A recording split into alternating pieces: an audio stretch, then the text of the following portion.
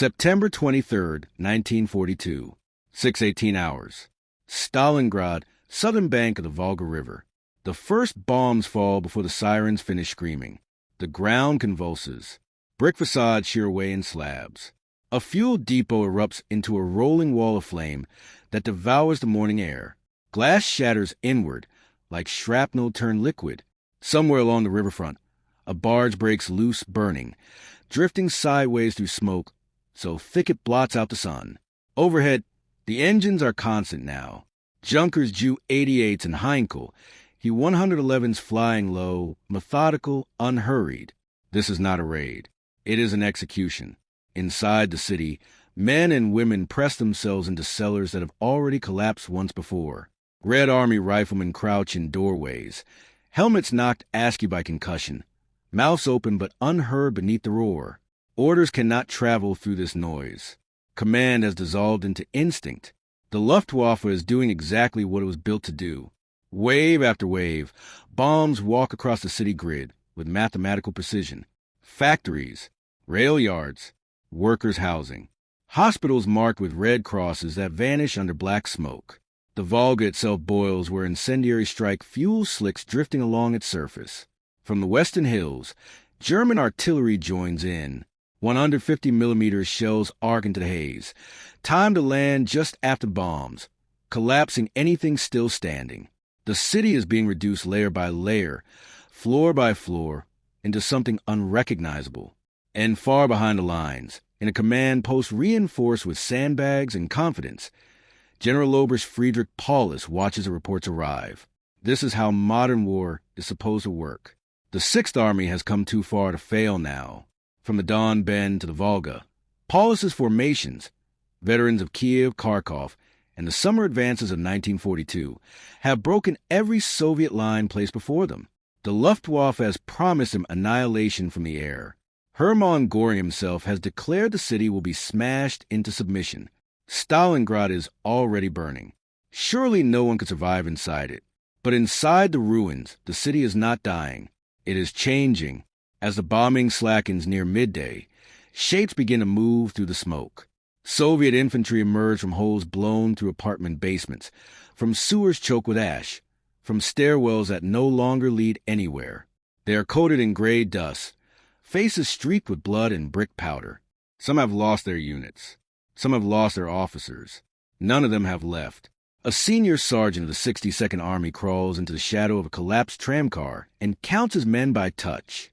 7 rifles, 2 submachine guns, 1 DP light machine gun with half a belt remaining.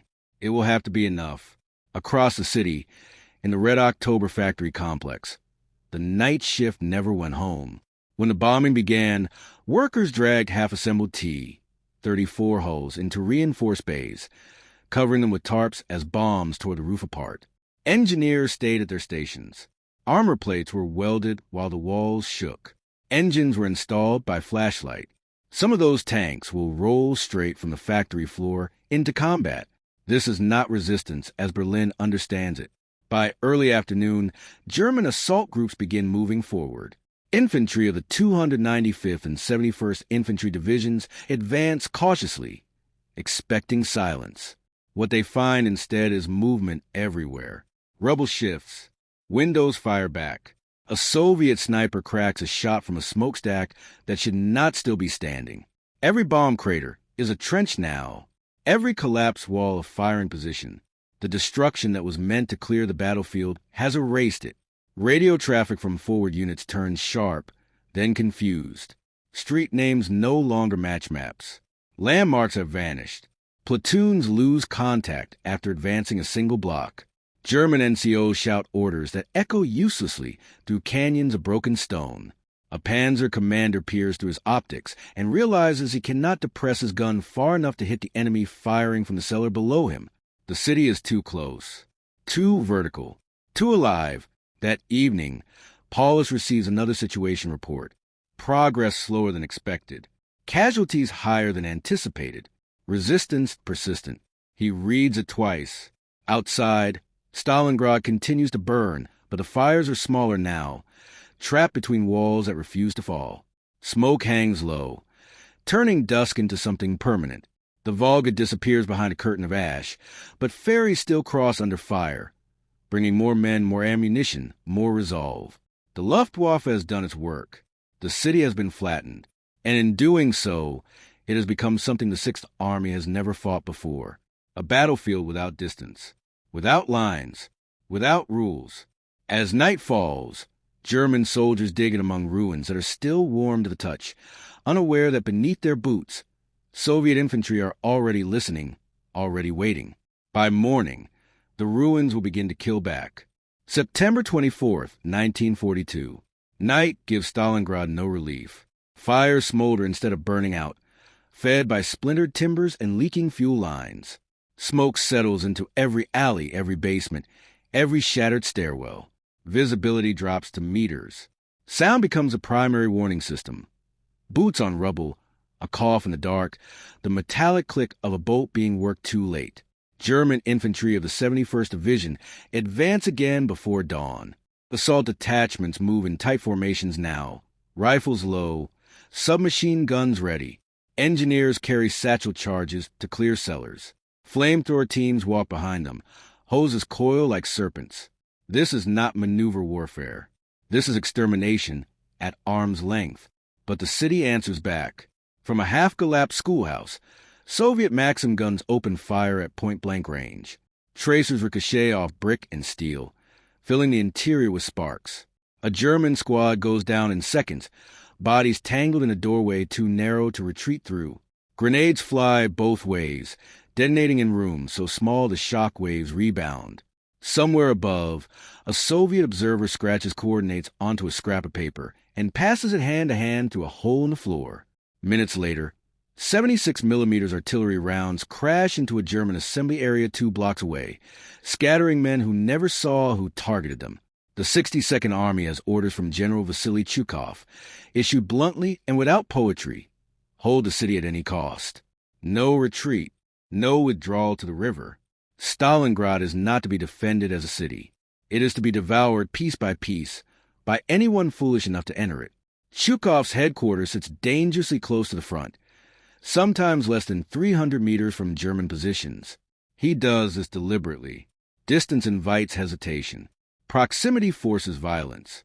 Soviet units are instructed to stay so close to the Germans that artillery and air support become impossible. Hug the enemy. The order goes out. Make their fire useless. Make every fight personal. And it works. By midday, German commanders realize their maps are meaningless. Entire battalions are reduced to fighting for individual buildings. A 4-story apartment block changes hands 6 times in a single afternoon. The Germans call it a fortress. The Soviets rename it after the sergeant who died defending it that morning. Pavlov's house becomes more than a strong point. It becomes a symbol. A reinforced concrete skeleton overlooking a critical square, defended by fewer than 30 men who dig trenches through walls and string wire traps across stairwells. German tanks fire point-blank into its facade. Artillery pounds it until dust pours from its windows like smoke. It does not fall. At the Red October and Barricade factories, the fighting reaches a pitch no doctrine prepared anyone for. German infantry advance through production halls where machines still stand, belts frozen mid-motion. Steel presses loom like monuments. Conveyor lines become firing positions. Molten metal spills across floors under shell fire, turning walkways into rivers of death. Soviet workers fight alongside soldiers. Some carry rifles. Others carry grenades and tool belts. A foreman directs a counterattack with the same gestures he once used to direct shifts. At night, the Volga becomes the only lifeline left. Under constant artillery fire, small boats cross from the eastern bank. Engines cut to reduce noise. Tracers stitch the water. Barges sink midstream. Men drown under the weight of ammunition crates. Those who make it across unload supplies and take wounded back. There is no rest on either shore. German intelligence begins to report something unsettling. Enemy casualties are catastrophic. Yet resistance does not weaken.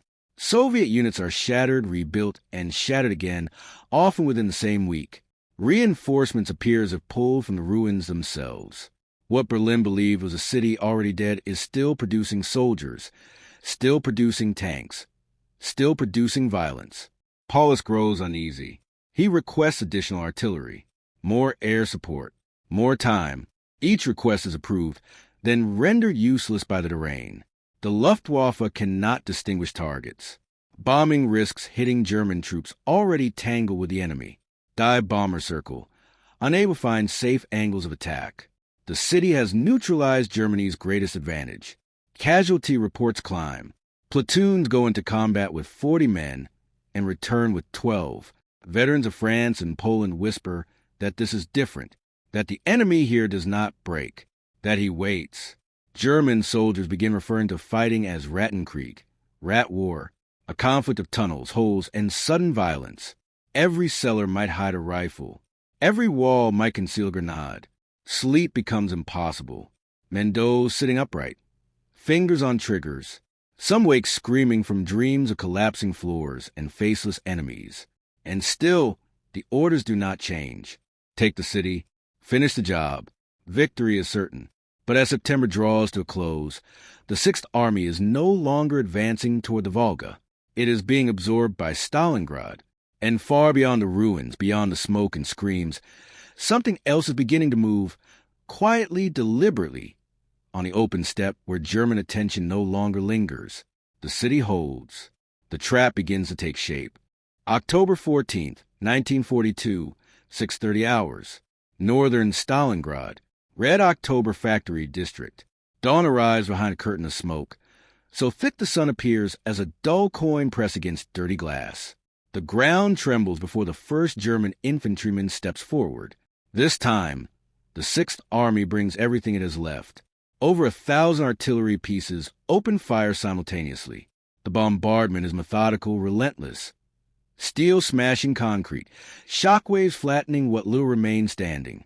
Stuka dive bombers scream down to the haze, their sirens echoing like something alive, something hunting. Entire factory halls vanish in seconds, replaced by clouds of dust and twisted rebar. For the German command, this is the moment. This is the breakthrough. Paulus authorizes the largest coordinated assault since the campaign began. 5 divisions are committed at once. Engineers, assault pioneers, flamethrower units, and fresh infantry surge forward behind rolling barges. This is doctrine executed to perfection. Fire, movement, annihilation. Inside the ruins, Soviet defenders brace in silence. Men of the 62nd Army press themselves into shell holes carved only minutes earlier. Brick dust coats their faces, their weapons, their lungs. Some have not slept in days. Some have not eaten. Orders are brief and brutally simple. Hold, then counterattack. German storm troops breach the outer factory perimeter by mid-morning. They push through shattered workshops, stepping over bodies still warm. Flamethrowers wash fire into bunkers and ventilation shafts. Soviet machine gun nests go silent one by one. By noon, German officers are reporting success. Red October's falling. Barricade is next. Paulus' staff begins drafting messages to Berlin. Careful with language, optimistic in tone. The Volga is visible from certain vantage points now, a ribbon of gray through the smoke. After weeks of attrition, the city finally seems to be breaking. But beneath the rubble, beneath the optimism, the reality is different. Soviet resistance has not vanished. It has shifted. As German units press deeper, their formations fragment.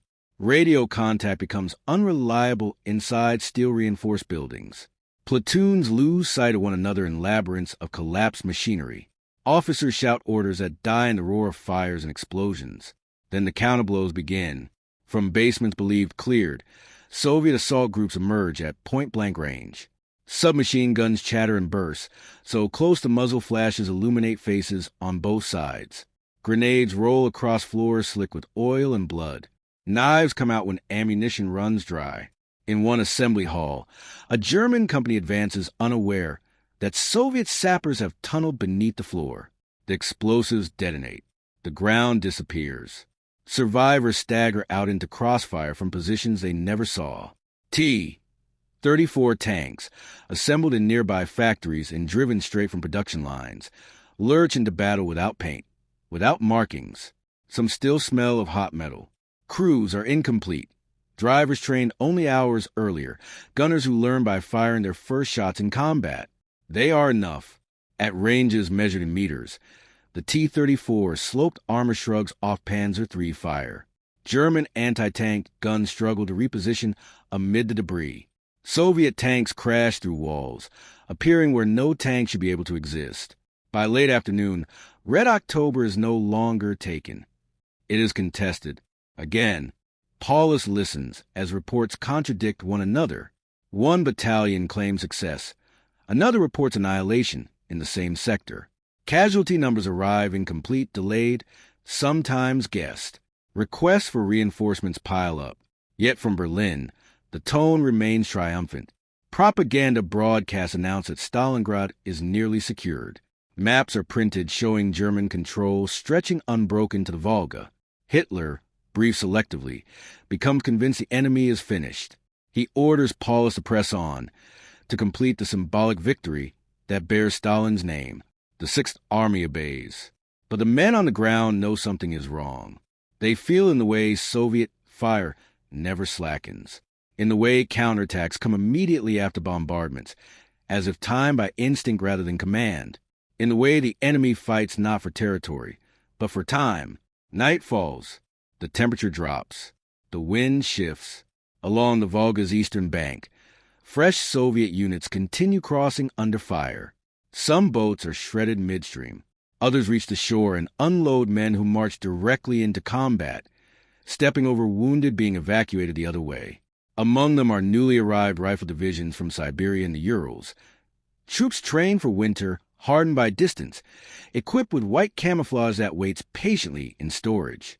Far from the ruins, beyond German reconnaissance range, entire Soviet armies are assembling. Tank corps, cavalry formations, artillery reserves. Bridges are laid. Supply dumps expand under camouflage nets.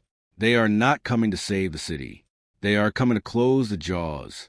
Inside Stalingrad, German soldiers begin to realize the truth no communique admits.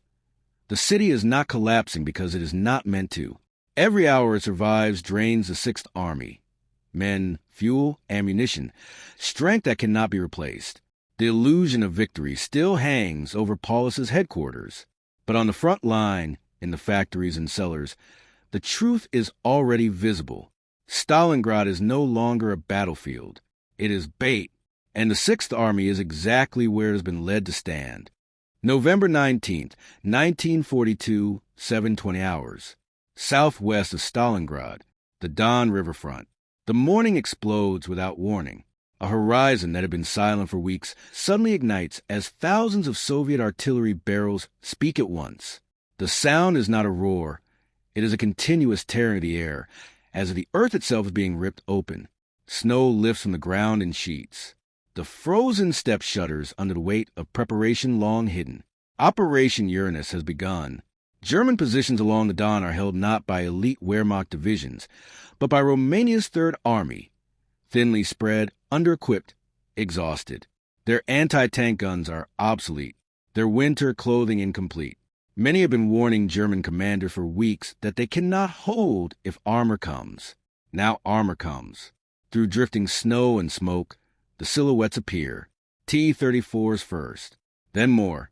Entire Soviet tank corps surge forward, engines screaming, tracks chewing through frozen earth.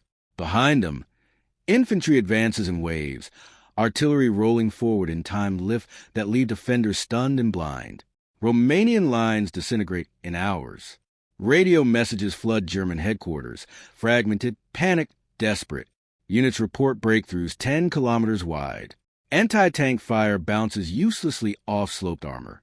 Some positions fight until overrun. Others collapse without firing a shot. At Sixth Army headquarters inside Stalingrad, the news arrives like distant thunder. Paulus listens, stiff-backed, face expressionless. His staff exchanges looks. This is not a local counterattack. This is something else. Still, doctrine and pride intervene. Paulus reports the situation upward, careful not to alarm. Requests permission to maneuver. Requests authorization to shorten lines, to pull back exposed flanks. The response from Berlin is immediate and absolute. Hold your positions.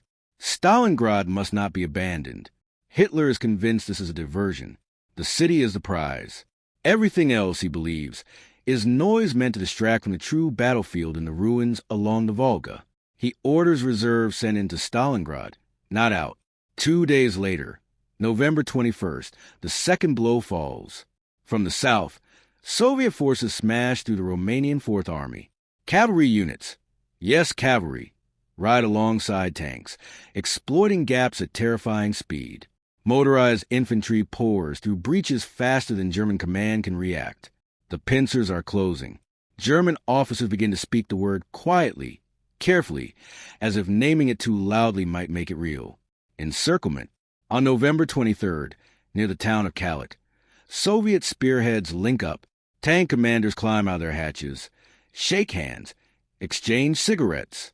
Behind them lies a pocket containing over 250,000 Axis troops, Germans, Romanians, Croatians, trapped inside Stalingrad and its surrounding steppe. The trap has snapped shut.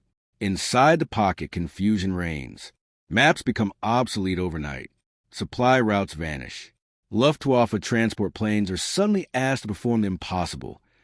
Feed an army by air in the depths of a Russian winter. Hermann Göring promises it can be done. He promises 300 tons a day. The reality will be less than a third of that, on good days. Paulus again requests permission to break out, while fuel remains. His Panzer divisions still exist. They are weakened, but mobile. A westward thrust now might escape the ring before it solidifies. Hitler refuses. Stalingrad, he declares, will become a fortress. The Sixth Army will hold. Relief will come from outside. History will remember this stand as proof of German will. The men receive the news without ceremony. They feel it in their bodies first. Rations shrink. Ammunition becomes precious. Vehicles are abandoned for lack of fuel. Wounded fill every available shelter, cellars, bunkers, shattered apartments, while medics improvise with rags and frozen morphine. Outside the pocket, Soviet artillery tightens a noose. Airfields are shelled. Transport aircraft are shot down as they approach, their wrecks burning on the snow like beacons of failure. Each loss means hundreds more soldiers go unfed. Winter arrives fully now. Temperatures plunge below minus 20 degrees Celsius. Weapons seize. Frostbite claims fingers, toes, entire limbs. Soldiers sleep sitting up, because lying down risks never standing again. Lice spread, dysentery follows, and still, the orders remain unchanged. Hold, endure, wait. Soviet loudspeakers appear at the edges of the lines. Calm voices offer surrender, medical care, survival. Leaflets drift down, printed in careful German, explaining exactly how hopeless the situation is. Most soldiers tear them up. Some keep them. Paulus watches the situation deteriorate with the precision of a staff officer and the helplessness of a man trapped by obedience. He writes reports. He counts remaining aircraft. He calculates tonnage shortfalls that grow larger by the day. He knows the truth now. The Sixth Army is not holding Stalingrad. Stalingrad is holding the Sixth Army, bleeding it slowly, methodically, exactly as the Red Army intended from the beginning. And even as the noose tightens, even as starvation sets in, one final, devastating realization is still approaching, one that will shatter any remaining illusion of rescue. December 12, 1942. Southern Steppe, Operation Winter Storm. The sound reaches Stalingrad before the news does. Distant artillery. Low, heavy rhythmic. Not Soviet fire. This is different. German guns. Panzer guns. For the first time in weeks, the thunder is coming from the outside. Hope stirs inside the pocket. Field Marshal Erich von Manstein has begun the relief operation. Operation Winter Storm. From positions near Kotelnikovo, his panzer divisions, battle-hardened, disciplined, still dangerous, drive north through snow and resistance. They punch holes in Soviet lines with textbook precision, moving fast enough to regain momentum before the Red Army can fully react. Inside Stalingrad, word spreads quickly. They're coming! Manstein is breaking through. We'll be out by Christmas. Men who have not smiled in weeks allow themselves to imagine movement again. Fuel trucks, hot food, engines turning over. Some clean weapons with renewed care. Others begin hoarding the last of their strength for a breakout. They assume must be imminent. Paulus waits. He watches the maps closely now. The relief force advances, then slows. Advances again, then stalls. Soviet resistance thickens with each kilometer.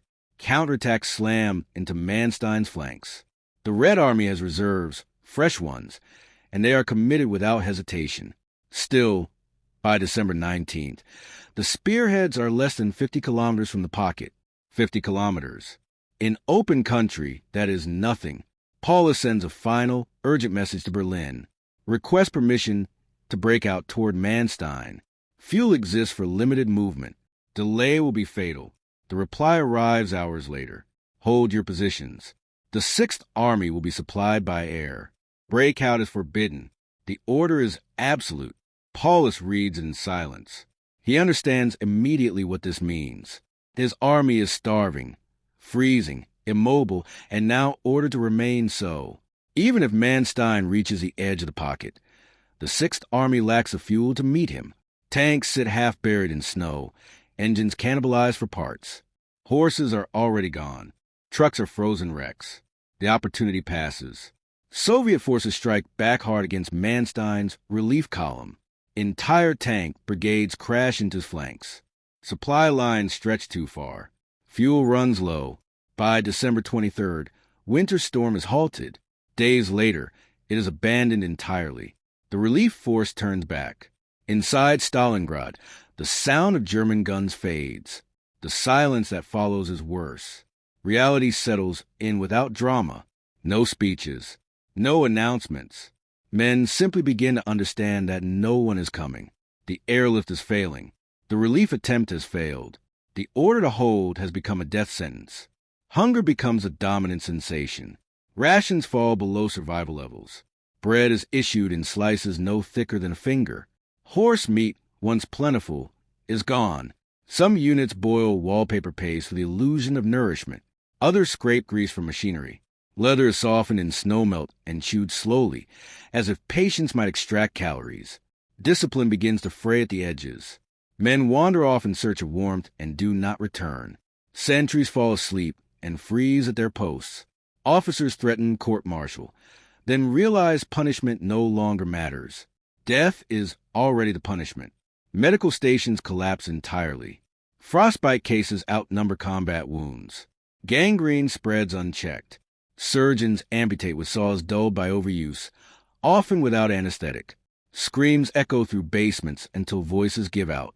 Wounded men beg for morphine that no longer exists. Some beg for bullets. Paulus moves his headquarters again, close at the front, then closer still as the perimeter contracts. Each relocation is shorter than the last. Maps no longer show front lines, only shrinking shapes drawn in pencil that must be erased and redrawn daily. Above them, the sky offers no mercy. Soviet fighters prowl the airspace. Ju-52 transports stagger in under fire, landing on frozen strips already cratered by artillery. Some crash on approach. Others burn after unloading, hit before they can take off again. Supplies that do arrive are often useless. Ammunition for weapons no longer in service. Fuel that cannot be distributed. Medical kits without medicine. Food frozen solid, requiring fuel to thaw. Fuel that does not exist. The men do not complain. They conserve energy instead. Conversations grow shorter. Movements slower. Faces hollow. Beards frost over, then break off in chunks. Men stop writing letters. There is nothing left to say that will not sound like goodbye. Soviet loudspeakers return. This time they're listened to. The voices are calm. Factual. They list the number of days since encirclement, the tonnage of supplies required versus delivered, the fate of previous armies that refuse surrender. They offer warmth, food, survival. Some German soldiers walk toward the sound at night, hands raised, rifles abandoned in the snow. Others shoot them before they can go far. Trust has died along with hope. On January 10th, 1943, the Red Army begins its final offensive inside the pocket. Operation Ring. The artillery preparation lasts hours. Not chaotic, not emotional, systematic. Shells walk forward in measured steps, crushing positions one after another. The goal is no longer breakthrough. It is reduction, like tightening a vise. Paulus watches as units vanish from reports entirely.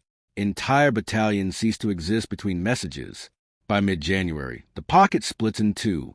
Then again, communication between units collapses.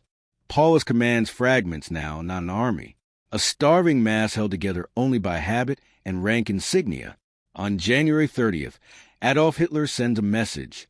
Paulus is promoted to field marshal. The meaning is clear to everyone who reads it. No German field marshal has ever surrendered. It is not a reward. It is a demand. Paulus says nothing. He places a message aside and returns to his map, now no larger than a city block, where Soviet units are closing in from all directions. His world has shrunk to rubble, snow, and men who can barely stand. The end is no longer distant. It is approaching step by step, shell by shell, decision by decision. And soon, Paulus will be forced to choose between obedience to a distant voice or responsibility to the living men still around him. January 1943. Inside the shrinking ruins of Stalingrad, the pocket is no longer a pocket. It is a series of wounds. Each day, the Red Army tightens Operation Ring with mechanical patience. Artillery does not roar endlessly anymore. It strikes with intent. A block erased, a factory hall crushed, a command post buried. Then silence, long enough for survivors to crawl out, before the next blow falls. German positions evaporate, not retreat, not maneuver, evaporation. Units wake up surrounded without ever hearing in advance. Soviet infantry appears through cellars, sewers, breaches smashed through walls days earlier. White camouflage blends into snow and ash. Submachine guns chatter at distances too close for fear, only reflex. German resistance is sporadic now. Courage remains, but strength does not. Ammunition is counted in magazines, not crates. Machine guns fire single rounds to conserve barrels already warped by cold and overuse. Mortars are abandoned because no one has the strength to carry base plates. Tanks sit frozen, turrets locked in place, crews burning maps and documents inside for warmth. The wounded are everywhere. They lie in corridors, stairwells, under collapsed roofs. Some are bandaged with scraps of uniforms. Others are not bandaged at all. Frostbite blackens hands and feet faster than bullets ever did. Infection spreads unchecked. Fever dreams blur reality and memory. Field hospitals are no longer hospitals. They are waiting rooms. Medics choose who receives attention not by rank, but by chance. Who arrive first, who can still speak, who might survive the night. Amputations stop entirely when saws break, and no one has the strength to swing them. Paulus's headquarters contract again. Now is a basement near the Univermag department store. Maps are pinned to damp walls. Candles provide the only light. Staff officers huddle in coats taken from the dead, breath fogging the air indoors. Reports arrive late, or not at all. Northern group lost contact. Southern perimeter breached. Enemy tanks reported at unknown location. The language becomes vague because reality no longer fits military vocabulary. Paulus listens. He asks questions no one can answer. How many men remain combat capable? How much ammunition exists? How long can we hold? Silence answers most of them. Outside, Soviet troops advance with caution. Not because they fear resistance, but because rubble still kills. They move in small groups, clearing basements methodically. Prisoners are disarmed and marched east immediately. Wounded Germans are carried on doors, planks, anything that slides over snow. The Red Army is no longer enraged. It is professional. German soldiers notice this. The shouting has stopped. The frantic charges are gone. The enemy behaves like a force that already knows the outcome and is simply completing the work. On January 25th, Soviet artillery splits the pocket again, this time permanently. The southern group, containing Paulus, is isolated. The northern group fights on blindly, unaware of the full situation. Radio contact flickers, then dies. Inside the southern pocket, food is gone, not scarce. Gone. Men chew snow to dull hunger. Some collapse simply from standing up too quickly. Others refuse to lie down. knowing sleep might be final. Discipline still exists on paper, but survival instincts rule quietly. Paulus receives one last radio message from Berlin. Stand fast. The sacrifice will be remembered. He does not respond. He understands now that the Sixth Army is not being commanded. It is being consumed as an idea, prestige, symbol, refusal to admit error. Outside, Soviet loudspeakers make one final appeal. They do not threaten. They state facts. You are surrounded. You have no food. No help is coming. Some German officers order their men to destroy weapons and documents. Others pretend they have not heard the broadcast at all. A few shoot themselves in silence, choosing control over surrender. Paulus does neither. He walks through the basement, looking at faces, men he has commanded for months, men who followed orders into a city promised to be dead, men who now wait, not for victory, but for permission to stop dying.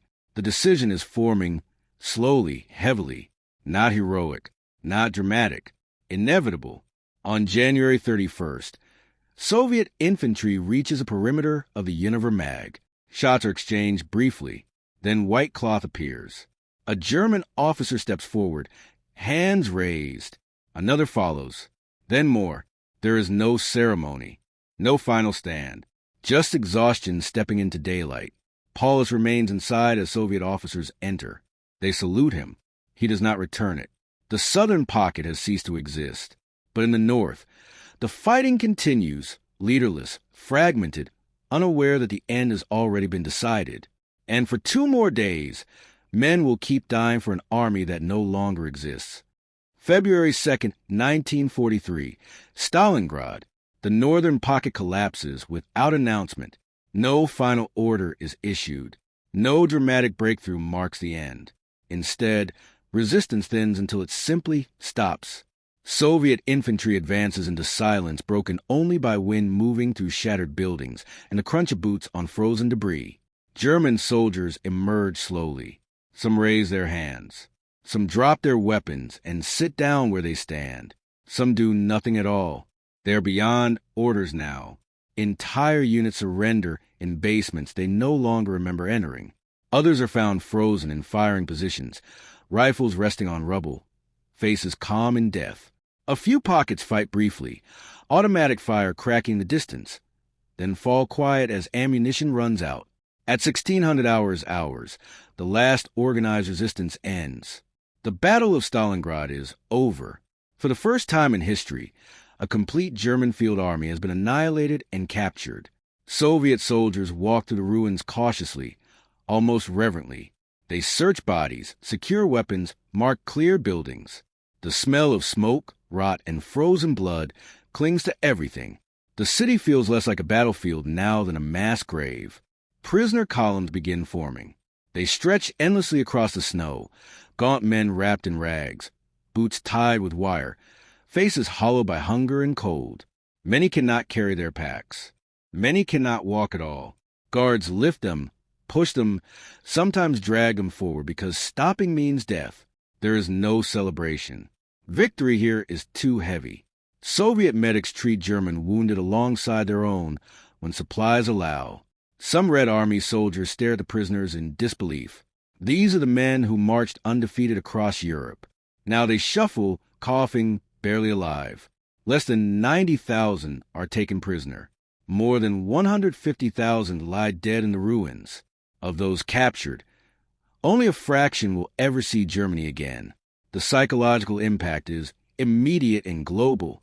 Across the Eastern Front, German units dig deeper, hesitate longer, watch their flanks obsessively. The myth of invincibility collapses in real time. Officers who once spoke confidently now choose words carefully. Withdrawal, once unthinkable, becomes a whisper necessity. In Berlin, the language changes overnight. The word defeat is forbidden. Newspapers speak of heroic sacrifice. Radio broadcasts avoid numbers. Blame is redirected to weather, to logistics, to allies. Goring vanishes from public view. Hitler retreats into isolation, furious and unyielding, issuing orders to armies that no longer exist as he imagines them. But maps do not obey propaganda. Entire divisions are gone. Equipment losses are catastrophic. The strategic initiative has shifted east, and it will not return. In London, Churchill calls Stalingrad the end of the beginning. In Washington, planners accelerate preparations, now convinced Germany can be broken. Across occupied Europe, resistance movements sense it. The tide has turned, not because Germany lacked courage, not because its soldiers failed, but because its arrogance met a battlefield that refused to behave. Stalingrad was meant to be a name. It became a warning. The ruins that were supposed to mark victory instead erased everything the Wehrmacht depended on: speed, coordination, firepower, and replaced them with endurance, proximity, and time. And time, at Stalingrad, belonged to the Red Army. Yet the story is not finished. Because beyond the ruins, beyond the prisoners and the dead, the consequences of this battle will ripple across every front, every decision, every remaining year of the war. What happened here did not end the conflict. It redefined it. February 1943, Stalingrad. The Volga moves again beneath cracked ice, slow and indifferent, carrying ash and debris downstream as if trying to erase memory. Snow settles into the ruins, filling shell holes, covering bodies, softening edges. But nothing here is truly hidden. The city breathes exhaustion. Red Army soldiers move carefully now, not cautiously, respectfully. They step around frozen corpses locked in final positions. They mark minefields. They collect weapons by the thousands, rifles stacked like firewood, machine guns half buried in rubble, artillery pieces abandoned where crews collapse beside them. Every item is counted. Every lesson is noted. Commanders arrive. Marshal Georgy Zhukov stands overlooking what remains of the city, his breath visible in the cold air. There is no triumph in his posture. Stalingrad is not a victory to celebrate. It is a manual written in blood. Here is proof that the Wehrmacht can be trapped, starved, destroyed. And here is how. Urban warfare doctrine changes immediately. Soviet units formalize what necessity taught them. Infiltration teams, sniper pairs, vertical movement, close-range artillery coordination. Distance is no longer sought. It is denied to the enemy. Proximity becomes a weapon. Factories east of the Urals accelerate production. Tank brigades reform faster than German intelligence believes possible. New units train with one lesson burned into them. Endure long enough, and the enemy will break himself. For Germany, the damage goes far deeper than numbers. An entire generation of experienced officers and NCOs is gone, the men who carried doctrine, discipline, and initiative. Replacements arrive younger, cautious, increasingly defensive. Orders still come from Berlin, but belief in them fractures. Retreat is forbidden. Reality retreats anyway. Hitler doubles down. He demands rigidity where flexibility once existed. He forbids withdrawals. He insists on holding ground at all costs, haunted by Stalingrad, determined never to lose an army like that again, ironically ensuring it will happen again and again. Across the Eastern Front, the Red Army advances with new confidence, not recklessly, methodically. Encirclement becomes doctrine. Patience becomes strategy. Time becomes an ally. In allied capitals, understanding hardens into certainty. Germany can be beaten. Germany will be beaten. Stalingrad proves it. Resistance movements grow bolder. Neutral states recalculate. Axis allies quietly fear abandonment. The psychological center of gravity has shifted, and it will not shift back. Inside Stalingrad itself, life does not return. It survives. Factories are gutted, streets erased, entire districts reduced to skeletal brick and steel. But Soviet troops still stand along the river. They have not retreated. They have not collapsed. They have endured what was meant to end them. The city that was bombed into dust consumed an army instead. Germany mocked Stalingrad. Then the ruins began killing back. Not quickly, not dramatically, but relentlessly. What was meant to be a symbol of conquest became a grave. What was meant to prove superiority exposed arrogance. What was meant to end resistance rewrote the war itself. The fighting will continue. 2 more years of blood, fire, and cities burned from Normandy to Berlin. But the outcome is no longer a mystery. It was decided here, in the rubble, in the snow, along the Volga. Stalingrad did not just break the Sixth Army. It shattered the illusion that Germany could not lose.